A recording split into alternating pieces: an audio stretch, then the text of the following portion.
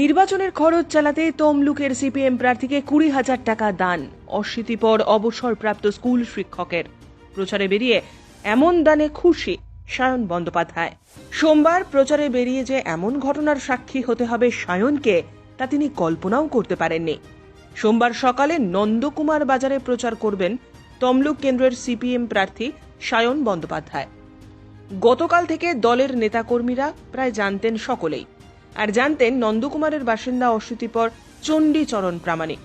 অবসরপ্রাপ্ত স্কুল শিক্ষক শারীরিক অসুস্থতাকে দূরে সরিয়ে রেখে এদিন সায়নের প্রচারে সামিল হন। নির্বাচনী খরচ চালানোর জন্য সায়নের হাতে তুলে দিলেন 20,000 টাকা। অশীতিপর বামকর্মী চণ্ডীবাবুর বক্তব্য, টিভিতে তিনি দেখেছেন ইলেকটোরাল বন্ডে বিজেপি তৃণমূল কত করে টাকা পেয়েছে, কিন্তু তার দল 1 টাকাও নেয়নি।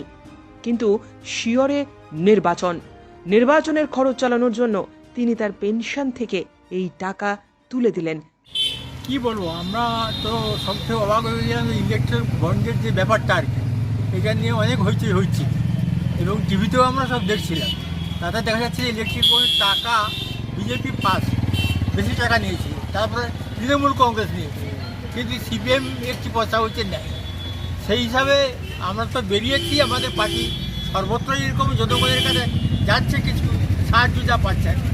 আমিও শুনে অবাক হয়ে গেলাম, আমার শরীরটা খারাপ, আমি সঙ্গ দিতে পারি, সেই কারণে এখানে একটু এসেছি।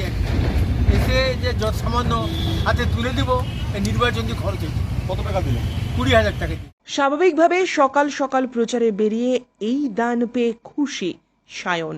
কারণ মানুষজন তারা মিডিয়ার মাধ্যমেই জেনেছেন এই যে কোটি কোটি টাকার ইলেকটোরাল বন্ড তৃণমূল নিয়েছে, বিজেপি নিয়েছে, হাজার হাজার হাজার হাজার কোটি টাকা তুলেছে। একমাত্র সিপিআইএম একটা দল, রাজনৈতিক দল, যারা কোনো রকমের কোনো পয়সা ইলেকটোরাল বন্ডে নেয়নি। উল্টে ইলেকটোরাল বন্ডের বিরুদ্ধে আমরা মামলা করেছিলাম এবং সেই মামলায় জিতেছি বলে আজ যে দেশের মানুষ জানতে পারছে যে কারা কত কোটি টাকা নিয়েছে। এবং যিনি আজকে এই অর্থ সাহায্য তুলে দিলেন, তিনি জেনেছেন মিডিয়ার মাধ্যমে যে সিপিআইএম ইলেকটোরাল বন্ডের থেকে 1 পয়সা নেয়নি, উল্টে সিপিআইএম ইলেকটোরাল বন্ডের বিরুদ্ধে মামলা করেছেন।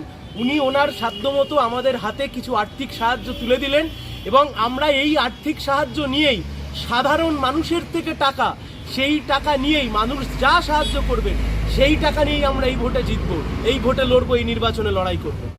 ব্যুরো রিপোর্ট, উত্তরের প্রহরী।